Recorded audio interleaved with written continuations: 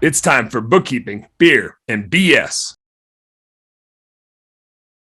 We're window cleaning nerds, but I think the same holds true for landscaping, right? Landscaping, You've got similar seasonality, power washing you do. If you're janitorial, if you're home cleaning, your seasonality is a little different, but if you're janitorial, you're doing a lot of nighttime work. And so you still can find and recruit for people that don't sleep well and are awake at night and, sleep during the day and whatever, have a different cycle. Like you can specifically recruit for those type of people. Similarly, with home cleaning, you can recruit for the type of people that like doing that type of work, like that flexibility, like building the relationships, like going to the same house over and over and over again. So there's so many different ways to pitch it that is specific to the task that you're going to have them do. And rather than try to hide it from them and trick them into the job, which is a sure way to get them to leave it when they figure it out, it's just make sure you find the right person from the get-go. And you might have them for a year or two, but it's sure as hell better than having them for a month or two. Having that fire of turnover. That is such a huge point. That's like a judo move type of point. Can I rant on it just a little bit? Heck yeah. So as a business owner, we put in our minds like, I need guys that want to work, 10 to 12 hours a day. They're willing to work all week. You have this picture in your mind. You want a workhorse to do all these things and to work, 5-6 days a week and stuff. But then you're seasonal. And so you kind of hide the fact or whatever. It's like, sometimes you have needs in your business that if you look at it honestly, you go like, you might think that nobody wants to do this. But if you just describe what you really need and lead with it, let the marketplace self-select who answers the call. Here's an example. A couple of years ago, my office manager moved to another town. She was in college and she was like 200 miles away. But we portabilized her job and she took it with her. She did a great job, but she couldn't get the mail, pick up, lawn signs, go to the print shop, get, the little goofy errands.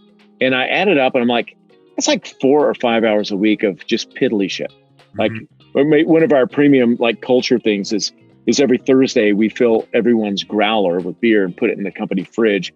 So when they get finished with work, they take a cold growler beer home and their only rule is they have to bring it back empty on Monday. And so guys love this, but I don't have time to go do that. So I was like, man, I need an assistant to work 4 to 5 hours a week. In my head, I'm like, who wants to work 4 hours a week for $11 an hour? It's not worth changing the brand of toothpaste you use for that. But I was like, okay, I'm just going to I described it and I put it on Craigslist and I had people lining up for this 4 to 8 hours a week, $11 an hour. And I'm part of a private club that has a really nice facility. It looks like, a super nice lounge and bar. You may have seen it in some of our backgrounds on our team meetings. Dan. I know. Yeah, still waiting for my invite, but I'll. Yeah, right. But I scheduled all the interview meetings there, and I always do a screening process where I don't talk to a lot of people until I narrow it down to the top 3.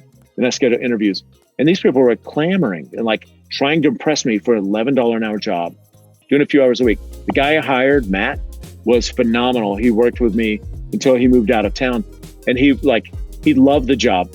He was an adjunct professor at the university. He did theater stints on the side. He wanted a little bit of extra money just to put in a vacation fund. So $50, $60 a week was perfect. For $200 a month. That paid for vacation. And he was so happy because he had ultimate flexibility. He could do it in the middle of the night. Nobody cares when you go to the post office.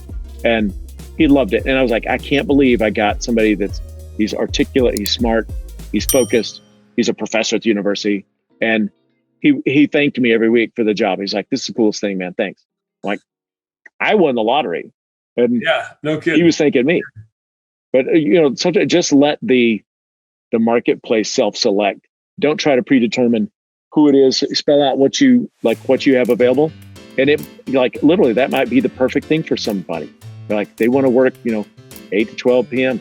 or 8 to midnight.